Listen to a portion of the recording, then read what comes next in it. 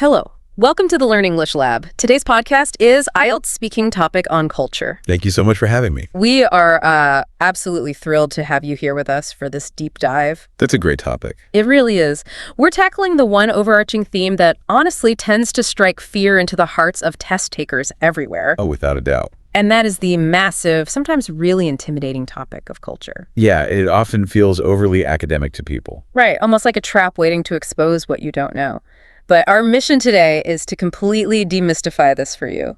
That's the goal. We're going to show you that you really don't need to be a history professor or some kind of sociologist to secure a top band score. No, not at all. In fact, our goal today is to prove that you are already the foremost expert in your own culture. That is undeniably true. I mean, you live your culture every single day, right? Yeah. From the moment you wake up to the food you eat, the way you interact with your family, it's all there. It's embedded in everything. Spot on. So for this deep dive, we're going to outline a very specific approach to help you translate that lived experience into high-scoring English. Which is what it's all about. Absolutely.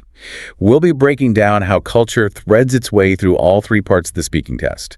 We'll dissect the structural formulas for perfect answers, review the high-scoring vocabulary you need, And lay out a daily practice plan. yes, an actionable daily practice plan. Yeah. By the time we wrap up, you'll feel incredibly equipped to handle any cultural question the examiner throws your way. Okay, let's unpack this, because framing this material not as some dry, boring textbook exercise, but as a shortcut to turning your own life experiences into top-tier test scores. It changes the entire perspective. It really does. We're taking the theoretical and making it incredibly practical. So let's start with the big question. Why is culture so omnipresent in this exam? That's a great place to start. Since we all know the basic structure of the test, why do examiners lean so heavily on this specific theme across the board? Well, it's a great question. The examiners love this topic because of its sheer elasticity. Elasticity. Yeah, it's not confined to just one narrow lane. Think about the trajectory of the test. Okay. In part one, they can ask you simple, immediate questions about your personal traditions or your favorite childhood foods. Right, the easy stuff. Then, in part two, when you're handed that cue card, culture is the perfect vehicle for a descriptive monologue. Describing a festival or a tradition. Or a time you experienced a culture clash, yeah. And then it absolutely dominates part three. That's where you're pushed into the deep end, right? And spot on. You get abstract discussions about globalization, societal shifts, and cultural preservation. It's a massive umbrella, isn't it? It really is. When we say the word culture, I think a lot of people immediately panic and think of ancient history or museums. Or classical literature, yeah. But we're really talking about food, clothing, music, art, family values, beliefs. Even simple things. Yeah, like how you greet your neighbors, or whether you take your shoes off at the door. What's fascinating here is that this massive umbrella allows examiners to test an incredible range of vocabulary and advanced language skills without you even realizing it's happening. Because it just feels like a natural conversation. Absolutely. When you talk about culture, you naturally have to compare and contrast. Right. You might compare your culture to another, or your country's past to its present. You're forced to express nuanced opinions about whether traditions should change or be protected. And you frequently find yourself naturally using conditional language, too. Yes, very often. Give me an example of that conditional language in action. How does talking about a festival suddenly become a grammar test? Well, you might say something like, if people stopped celebrating this festival, we would lose a vital sense of community. Ah, I see. Right there, you've seamlessly deployed a second conditional sentence to hypothesize about a societal change. And you're discussing causes and effects. Undeniably. Pointing out that globalization has led to certain outcomes in your hometown. So these are the specific language functions. Hypothesizing, evaluating, comparing. That push your score from a band 6 into the band 7, 8, or 9 territory. So it's not just about knowing the word festival. No, it's about what you can do with the concept of a festival grammatically. And it reveals critical thinking, which is huge. Huge. The examiners aren't just testing your English grammar in a vacuum, they're testing your ability to think beyond the surface level. They want to see how you articulate thoughts about identity. About diversity and how societies evolve. Yes. But here is the ultimate equalizer, and this is what I want you, the listener, to really take to heart. No matter where you're from, you possess a culture. Absolutely. You have traditions, you have customs, you have a local cuisine. You will never, ever be stuck with nothing to say if you prepare correctly. Your life is the study material. That's a wonderful way to frame it. Your life is the study material. You just need the right frameworks to present it. Which brings us perfectly to the first hurdle, the personal connection in part 1. Now, we all know part 1 is the warm-up, the quick back and forth, but it's still graded. It's where you make your first impression. Right. And in this phase, you're going to get those simple, direct questions. Like, do you enjoy learning about other cultures? Or what's your favorite traditional food? Do you like wearing traditional clothes? I know a lot of candidates just give a one-word answer and stare at the examiner. Which is a disaster. Yeah, it really is. What's the golden formula to avoid that awkward silence without rambling for 3 minutes? The golden formula for part 1 is incredibly reliable. Answer plus reason plus brief example or detail. Answer, reason, detail. That's it. You are aiming for 2 to 4 sentences. No more, no less. Because you want to show fluency and willingness to speak. But you also need to show that you know when to stop and let the examiner ask the next question. Let's run a live simulation of this. Okay. Say the examiner asks, do you enjoy learning about other cultures? A weak candidate might say, yes, I do. It is very interesting. Which, as we know, gives the examiner absolutely zero vocabulary or complex grammar to grade. It's a dead end. Spot on. It's grammatically correct, but it's a band 5 response because there's no lexical stretch. So how do we apply the formula? Start with the answer and reason. Yes, absolutely. I find it really fascinating to learn how people in different parts of the world live their daily lives. That's a strong start. Then you drop in the example or detail. For instance, last year I watched a documentary about the Japanese tea ceremony, and I was amazed by how much meaning and respect is involved in something as simple as making tea. It really opened my eyes to a completely different philosophy. Yes, exactly that. Well, wow, connecting a simple question about culture to the Japanese tea ceremony and a broader philosophy of respect completely shifts the tone of the answer. It does. I can see why an examiner would lean in for that. You're taking an abstract concept and grounding it in a vivid memory. Accurately speaking, that's the whole point. First, it directly answers the question right out of the gate with enthusiasm. Yes, absolutely. Then the reason is clear. But the magic happens with that specific detail. It transforms a generic response into a mini narrative. And ending with an idiomatic phrase like "it really opened my eyes" shows genuine emotion and reflection. You're showing the examiner that English is a tool you use to process the world. Not just a subject you studied in a book. Let's do another one, maybe something closer to home. What if the question is, what is your favorite traditional food? I imagine a lot of people just name a dish and stop. Yeah. My favorite food is biryani. Again, crickets from the examiner. Right, and the examiner's sitting there waiting for the why. So we use the formula. Answer. I would have to say biryani. Reason and detail. It's a fragrant rice dish that's incredibly popular in my country, and my grandmother makes it in a really traditional way using slow-cooked spices and tender meat. And finish with a personal, emotional anchor. It's one of those dishes that always reminds me of big family gatherings, so it holds a lot of sentimental value for me beyond just how good it tastes. The sensory details there are doing so much heavy lifting. Fragrant rice, slow-cooked spices, tender meat. It gives the examiner a rich demonstration of your vocabulary without sounding like you swallowed a dictionary. Absolutely. But what I really love is the pivot at the end, connecting the food to sentimental value and family gatherings. It shows you understand the deeper cultural significance of the meal. It isn't just about calories, it's about human connection. And this brings up a crucial psychological barrier for test takers: the temptation to memorize. Oh, yes. When candidates see these perfect, polished answers, their first instinct is often to write them down and memorize them word for word. We have to warn you against this. Memorizing answers is a trap that will actively destroy your score. Why is that? I mean, if the grammar is perfect and the vocabulary is high level, shouldn't it score well, even if it's memorized? Because examiners are highly trained human beings, not grading machines. They can hear it. Undeniably. When you recite a memorized paragraph, your intonation goes flat, your rhythm sounds robotic. Your eyes often glaze over as you access your memory rather than engaging in communication. The examiner knows instantly what you're doing. And under the fluency and coherence and pronunciation criteria, you will be heavily penalized. You need to speak naturally, as if you're chatting with a friend over coffee. Prepare the vocabulary. Internalize the formula of answer, reason, example, but let the specific phrasing come to you organically in the room. That makes perfect sense for the quick back and forth of part one.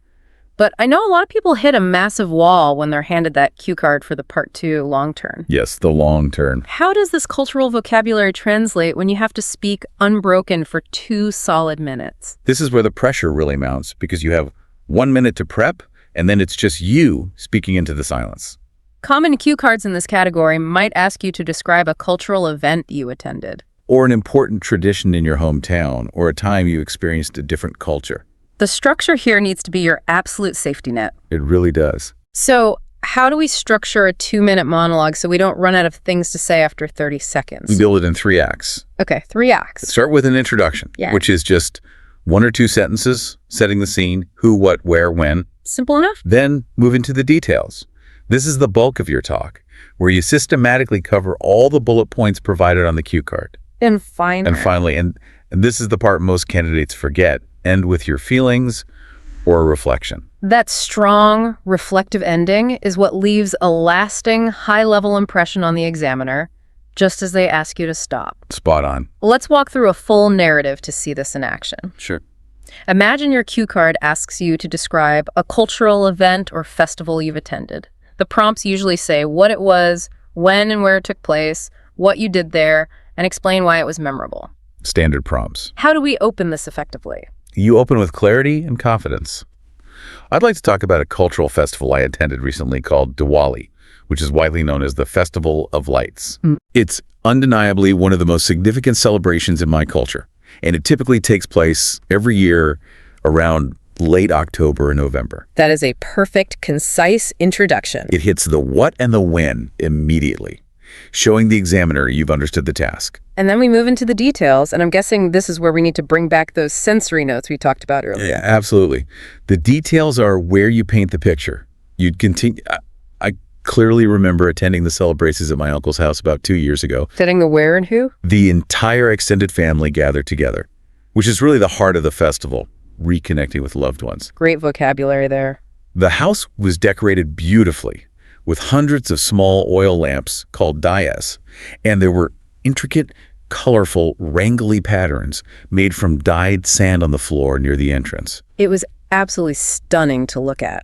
During the evening, we performed a traditional prayer ceremony, which is a vital part of the custom. More detail. After that, we shared a massive feast featuring all kinds of traditional sweets and rich dishes. Later, the children set off fireworks in the garden, and the air just smelled like smoke and spices. Here's where it gets really interesting. The reflection at the end. Yes. Because you've described the event beautifully, but you haven't fully explained why it was memorable on a deeper level. Right. And this is where you push for that band 8 or 9. You conclude by shifting inward. How does that sound? But what made it particularly memorable for me wasn't just the food or the decorations, it was the atmosphere. There was this incredible sense of warmth and togetherness that you rarely experience in everyday busy life. That's very reflective. I remember looking around at my family, my grandparents chatting, my cousins laughing, and feeling this profound sense of belonging. Wow. It really reminded me of how crucial cultural traditions are for anchoring us and keeping communities connected in a fast-paced world. Honestly, it remains one of my most cherished memories. That conclusion is brilliant. Notice how the speaker used time markers to guide the listener. During the evening, after that later, It creates a cohesive narrative flow and the vivid descriptive language. hundreds of small oil lamps, intricate, colorful, wrangly patterns. Spelled like smoke and spices, it paints a multidimensional picture in the examiner's mind. But let me play devil's advocate for a second. What if I'm an introverted person, or I come from a culture that doesn't have big, flashy, firework-filled festivals? That's a fair point. What if my culture's most important tradition is just sitting quietly with elders on a Sunday? How do I score highly then? That is a fantastic point, and it's a major misconception that you need a spectacular cinematic event to score well. You don't. The examiner does not care what the event is, they only care how you describe it. Okay. If your tradition is sitting quietly with elders on a Sunday, your vocabulary shifts from external spectacle to internal significance. So like using words like tranquility. Yes, intergenerational wisdom, subtle respect, unspoken bonds. You might describe the specific type of tea you drink, the texture of the old wooden table. The quiet rhythm of the conversation. In fact, a beautifully described, understated, quiet tradition often stands out to an examiner specifically because it's different from the 100 noisy festival descriptions they've heard that week. That's incredibly reassuring. The depth of thought is what matters. Absolutely. It proves you can use English to express complex human emotions, not just list flashy facts. And a quick tip for you when you're in the hot seat. What if you miss a bullet point on the card? Or you completely blank on a detail? It happens to everyone. Say you're describing Diwali and you suddenly forget the English word for fireworks. You do not panic, and you definitely don't stop talking. What do you do instead? If you forget the word fireworks, you describe them, the bright lights we shoot into the sky. Oh, that's smart. The examiner's not grading your memory of the event, and they aren't grading your factual accuracy. They are solely assessing your language skills. So fluency is much more important than factual perfection. Undeniably. Ah. If you forget what year the festival was, just seamlessly move on to describing the music. Keep the flow going. That brings a lot of relief. Keep moving forward. And you'll need that forward momentum as we transition into Section 4. Conquering Part 3. The abstract deep dive. If Part 1 is a friendly warm-up and Part 2 is a personal storytelling session, Part 3 is a university seminar. It truly is. It's undeniably the most challenging section of the test because it demands that you engage in abstract analytical discussions about society, cultural change, identity, and the future. You are no longer talking about your favorite food. No, you are talking about the global impact of fast food on indigenous diets. The leap in complexity is significant. It is. So the Part 1 formula of answer, reason, example isn't going to cut it here. We need something more robust to sustain a longer, more analytical response. You do. The formula for Part 3 needs to be layered. Opinion plus reason plus example plus further development or contrast. You're aiming to produce 4 to 6 solid, interconnected sentences per answer. You need to show the examiner you can build a logical argument. Let's explore a common yet notoriously complex Part 3 topic, globalization. The examiner leans in and asks, how has globalization affected traditional cultures in your view? That is a massive, somewhat intimidating question to get hit with on a Tuesday morning. How do you distill a global socioeconomic phenomenon into a coherent answer on the spot? You start by acknowledging the complexity of the question itself. It buys you a second to think and sounds very natural. Something like, that's a really thought-provoking question. Exactly. I mean, absolutely. I'd argue that globalization has had a profound yet very mixed impact on traditional cultures. Notice how that sets up a balanced answer. You're signaling to the examiner that you're about to explore 2 sides of a coin. Then you move to the positive side. On the one hand, it has undeniably made the world more interconnected, which means people have unprecedented access to different cultural experiences. Giving an example here would be good. For example, someone living in a remote town in my country can now easily explore Japanese cinema, Korean pop music, or European literature via the internet. That kind of cross-cultural exchange is genuinely enriching and helps to broaden people's horizons. If we connect this to the bigger picture, you've established the benefit. But the really high-scoring candidates don't stop there. They pivot to the counter-argument to demonstrate high-level critical thinking. Yes, the pivot is crucial. However, on the other hand, there's a very real concern that globalization is driving a sort of cultural homogenization. Cultural homogenization. What I mean is that as dominant global cultures, particularly Western media, become so pervasive, local traditions and indigenous customs sometimes get marginalized. You can see this vividly in many cities where traditional garments have been almost entirely replaced by fast fashion jeans and t-shirts. Or where local folk music is losing its audience to international pop. And then you wrap it up with a strong synthesizing thought. Ultimately, I think the key challenge for modern societies is finding a delicate balance, embracing the undeniable benefits of global connectivity while making a conscious, active effort to preserve their unique cultural heritage. That answer is an absolute goldmine of language. It uses linking phrases perfectly to steer the listener. On the one hand, however, on the other hand, ultimately, it uses high-level vocabulary contextually. Interconnected, enriching, cultural homogenization, pervasive, marginalized. But more than the big words, it shows a deeply balanced view. It proves to the examiner that you can hold 2 conflicting, nuanced ideas in your mind and articulate the friction between them clearly. Let's look at another Part 3 topic that often trips people up because it touches on generational divides. Youth interest in heritage. The examiner might ask, why do you think some young people today show less interest in their cultural heritage than previous generations? This is a great one because everyone has an opinion on it. Following our robust structure, we start with a clear, direct reason. I believe there are several compounding factors for this. First of all, young people today are heavily immersed in a digital ecosystem, social media, and the internet, which tends to promote a highly globalized, often Western-centric lifestyle. When teenagers are constantly bombarded with international trends on TikTok or Instagram, they might subconsciously start to view their own local traditions as outdated or irrelevant to their modern lives. That's a strong primary argument. Then you add a second layer to give the answer depth. Secondly, I think there is often a widening generation gap when it comes to the transmission of culture. If parents and grandparents don't take the time to actively involve children in cultural practices from a very young age, those traditions can easily fade. Culture isn't something that is genetically inherited. It has to be actively taught, experienced, and celebrated regularly to survive. And this is where a truly excellent Band 8 or 9 candidate will throw in a curveball. They'll introduce a counter trend to show they aren't just thinking in black and white. Having said all that, I've also noticed a fascinating counter trend emerging recently.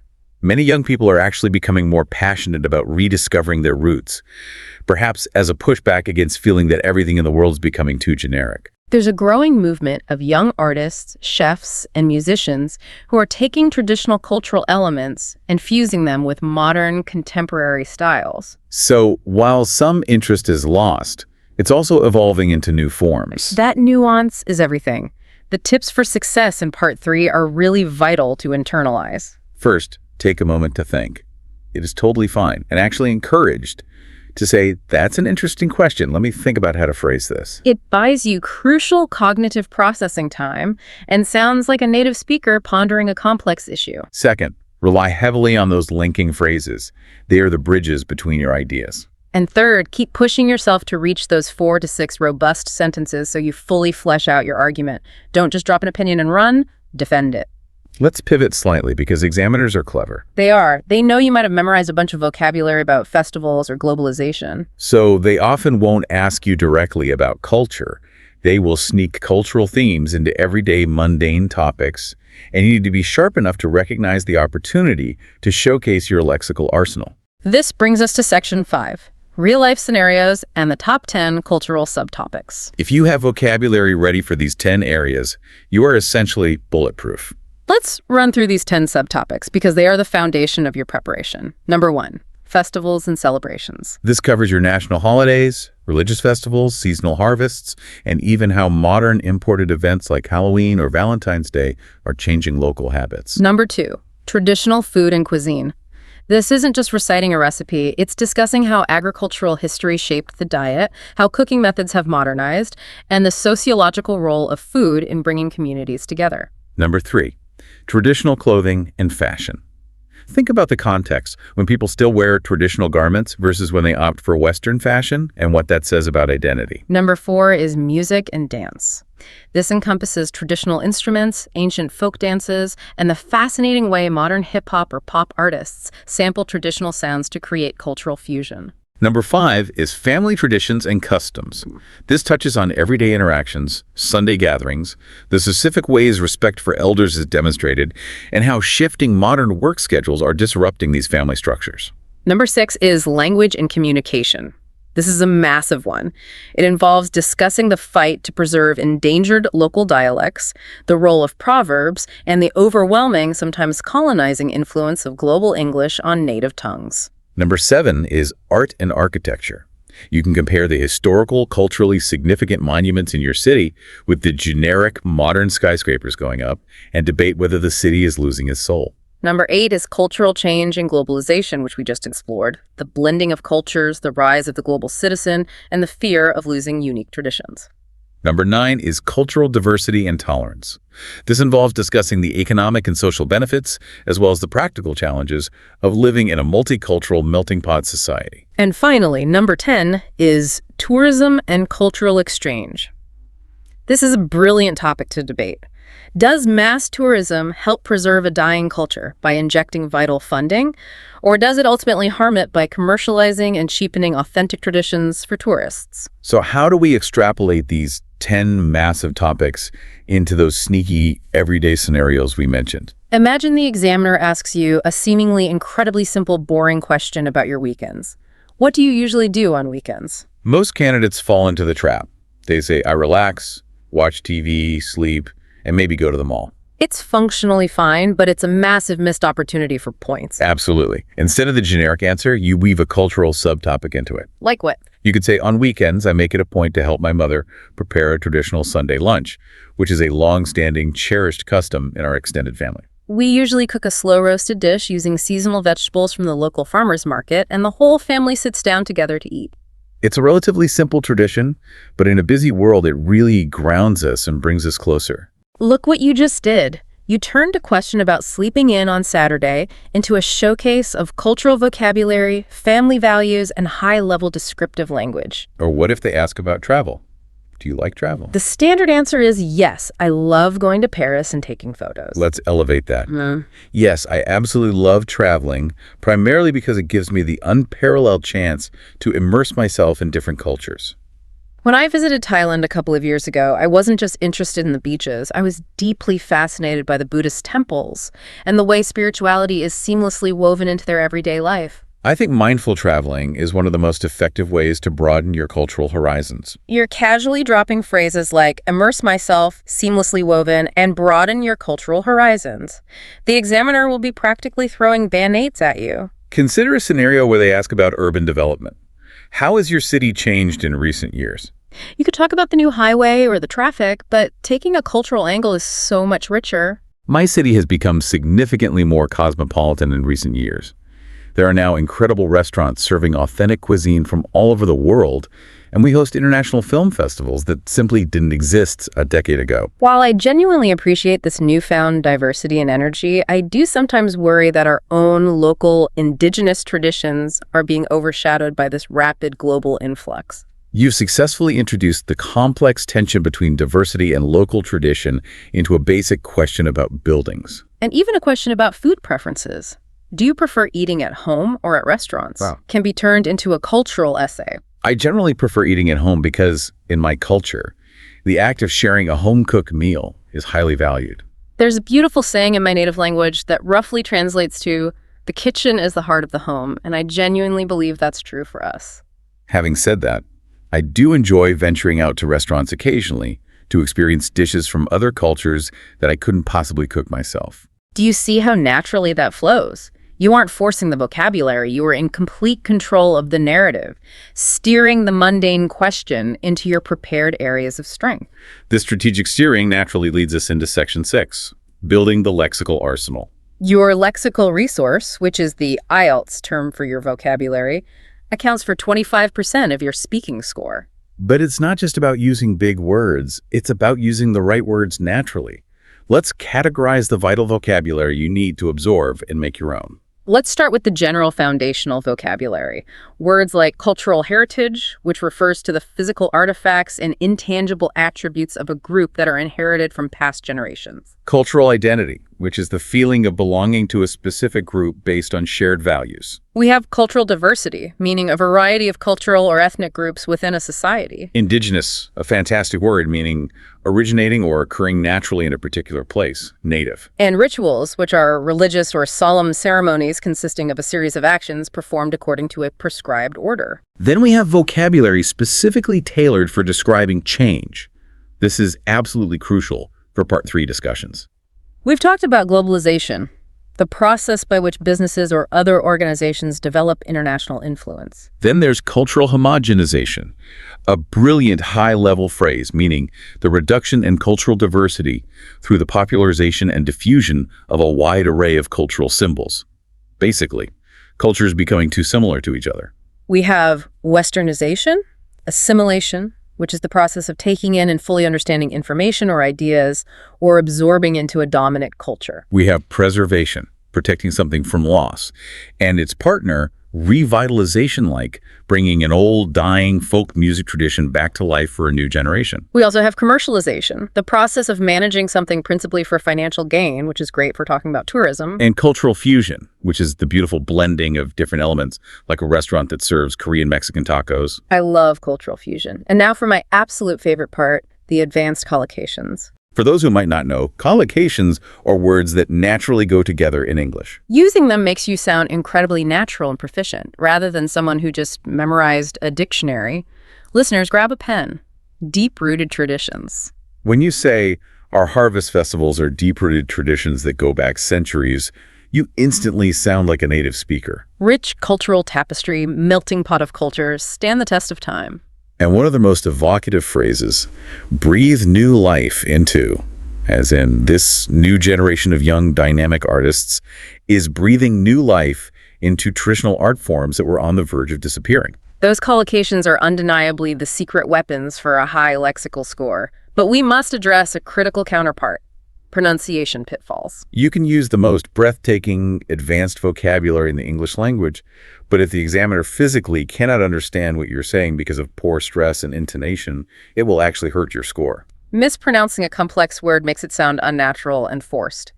We need to provide some explicit phonetic guidance here for the most commonly butchered cultural terms. Let's do a phonetic breakdown. First up, the word culture itself. It's amazing how many test takers mispronounce the core topic. Many candidates emphasize the second syllable and make it sound like a sightseeing trip. It is not culture. The emphasis is on the first syllable, and the tu makes a shart sound. It is pronounced K-U-H-elture. Another huge stumbling block is the word heritage. Many people read it phonetically and say heritage, making the ending rhyme with the word page or rage. That is incorrect. The ending is soft. It is pronounced heritai. Think of the word fridge, heritai. Then we have ritual. People often say ritual, keeping the T sharp.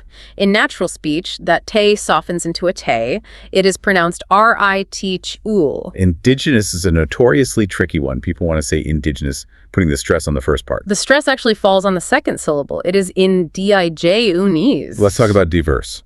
A lot of candidates from certain linguistic backgrounds struggle with the V and W of the sound, so they say diverse. You must have a clear, vibrating V sound, teeth on your bottom lip.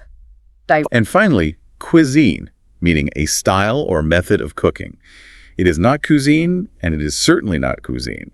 It is pronounced cuisine. Make sure you are practicing saying these words out loud in your living room, not just reading them silently on a page. Muscle memory in your jaw and tongue is real. Excellent practical advice.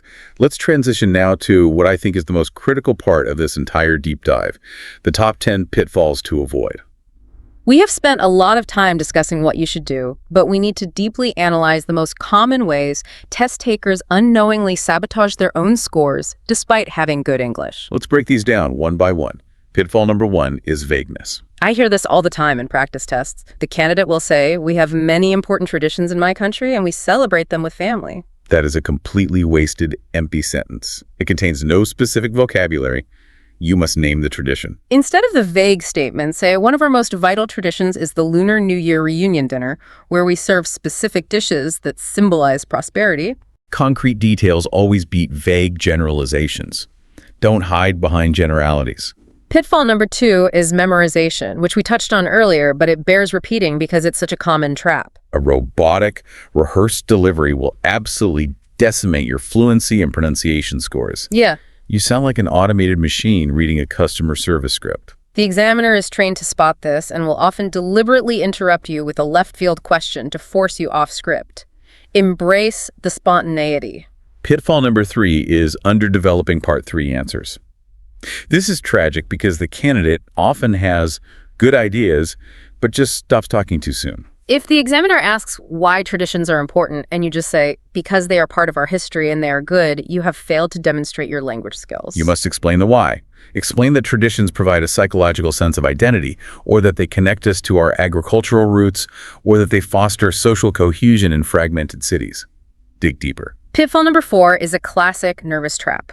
Confusing culture with country. When asked to describe a cultural aspect of their nation, some candidates panic and start talking about the country's GDP, the current political administration, the export of microchips, or the state of the local economy. Stop! The examiner wants to hear about culture. Focus entirely on art, food, familial values, social practices, literature, and customs. Keep politics and economics out of it unless they directly relate to a cultural shift. Pitfall number 5 is repetitive vocabulary.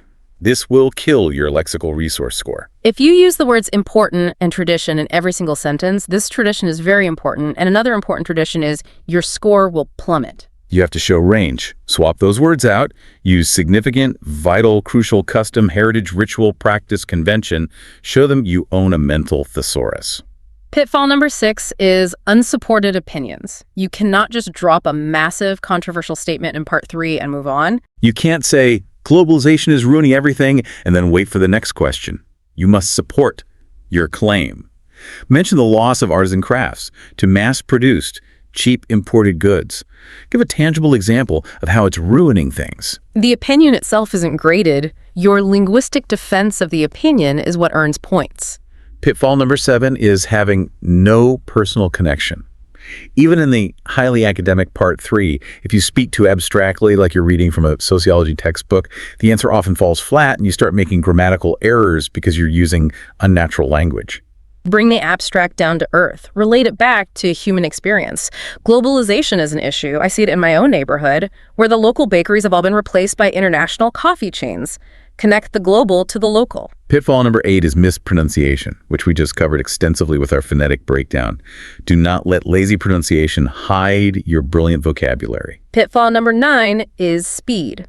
When people are nervous, adrenaline floods their system, and they tend to race through their answers like a runaway train. They think speaking fast equals fluency. It doesn't.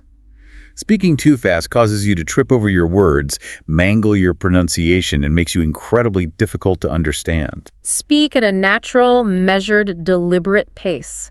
Take a breath between sentences. Silence is not your enemy. It's punctuation. And pitfall number 10 is ignoring the question entirely. You hear a keyword, say music, and you just launch into a prepared 3-minute speech about your favorite guitar player that entirely fails to answer the examiner's specific question about how traditional music is changing. You must answer the question that was asked, not the question you wish was asked. This raises an important question, though. What should you do if you are genuinely confused by the examiner's question? What if they use a word you don't know or their accent is hard to parse? Many candidates try to guess wrong, and spend 2 minutes answering a question the examiner never asked. That's a nightmare scenario. What's the protocol? The protocol is simple and empowering. Ask for clarification. This is a test of communication, and asking for clarification is a highly authentic communication skill. It is totally fine, and in fact, it shows confidence and good pragmatic language used to say, "I'm sorry, could you rephrase that, please?" Or, when you say lifestyle, do you mean in terms of daily habits or broader culture? Do not gaze in the dark. Ask for the light. So what does this all mean for you, the listener, right now? We have covered a massive amount of ground. We've gone over the theory, the strict formulas for all 3 parts, the vocabulary lists, the pronunciation guides, and the psychological pitfalls. But knowledge without application is useless. Let's translate all of this theory into a concrete daily action plan that you can start using the minute this deep dive ends. This is where you take control of your preparation. Let's lay out a specific training regimen. The first specific exercise is what I call the 5-minute monologue. This builds incredible fluency and breaks down the fear of speaking. Every single day, choose a rotating topic and speak out loud to an empty room or a mirror for 5 minutes without stopping. The rule is you cannot stop talking. Don't worry about making grammatical mistakes, just keep the words flowing. On Monday, talk about a childhood tradition. On Tuesday, talk about a local food. On Wednesday, talk about how your city is modernizing. This exercise forces your brain to retrieve vocabulary quickly under self-imposed pressure, reducing the cognitive load when you finally get to the real exam. The second exercise is building a strategic vocabulary journal. Notice I didn't say a vocabulary list. Do not just write a list of words and translations. That's passive learning, and it doesn't stick. Write the English word, write its English definition, and then, this is the crucial part, write a personal example sentence that you create yourself, relating to your own life. Next to the word indigenous, don't write the dictionary sentence. Write, the indigenous art of my region features lots of blue pottery. Then, add a usage note about when you might use it in the exam, like, good for Part 3 globalization questions. This active personal engagement cements the word in your long-term memory. Third is transforming your media diet. You need to consume English content that actively discusses culture so you can absorb the natural rhythms and collocations native speakers use. Stop watching generic action movies for English practice. Watch BBC travel documentaries. Watch National Geographic. Watch Netflix shows like Street Food or Somebody Feed Phil. Read the culture and lifestyle section of The Guardian or The New York Times. But again, do not just consume it passively on the couch. Active learning is required. After you watch a 10-minute segment or read an article, pause, look away, and try to summarize what you just learned out loud in your own words for 1 minute. Fourth, implement an idiom of the day. Idioms add a wonderful, colorful layer of naturalness to your speech that examiners love to hear, provided they are used correctly and not forced. Try working these into your daily 5-minute monologues. When in Rome, do as the Romans do, which is absolutely perfect for talking about travel, adapting to new cultures, or tourism. Old habits die hard, which is a great natural way to discuss why older generations struggle to abandon traditions.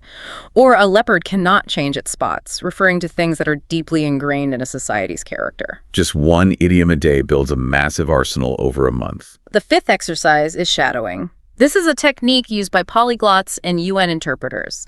Find a short video of a native speaker discussing a cultural topic. Listen to a single sentence, pause the video, and then repeat the sentence out loud, actively mimicking their exact rhythm, their intonation, where they pause for breath, and their specific pronunciation. Don't just read the subtitles, become an actor mimicking their voice. This is undeniably the most effective way to break out of your native language's intonation patterns and improve the natural musical cadence of your English-speaking voice. And finally, practice the 2-minute story. This is your dedicated Part 2 training. Once a week, practice narrating a cultural memory. Set a timer. Make sure you systematically set the scene, describe the people involved, outline the action, actively layer in those sensory details of what you smelled, heard, and tasted, and always finished with that profound reflection on why it mattered to you. Do this over and over with different prompts until the 3-act structure feels like second nature, and you don't even have to look at the clock to know when 2 minutes is up. As we draw this comprehensive deep dive to a close, I think it's important to reflect on the broader implications of what we've discussed today. We have given you the structural tools, the formulas, the vocabulary, and the practice regimens. But the actual substance, the soul of the answers, comes entirely from you. Absolutely. The biggest takeaway here is to remember that your lived culture is your ultimate superpower in this exam. You have lived it your whole life. You know the intricate details of the festivals, the specific smells of the foods, the complex family dynamics, the generational shifts. The IELTS test is not about achieving absolute flawless linguistic perfection. It is about demonstrating clear, confident communication based on your genuine, authentic experiences. Do not be afraid to open up and share your unique world with the examiner. They hear generic answers all day. A slice of real life is refreshing for them. I would like to leave you with something to ponder, a thought to take with you beyond mere test preparation. When you are forced to translate and explain your own deep-rooted cultural customs into a foreign language like English for a complete stranger, like an IELTS examiner, does it change the way you value or perceive those traditions yourself? Does the simple, challenging act of explaining your culture, fighting to find the specific vocabulary to describe the intricate food your grandmother made, or the vibrant festivals you took for granted as a child, actually make you appreciate those things more? It is a fascinating psychological phenomena. How language not only describes our culture to others, but can actually deepen our own internal connection to our roots.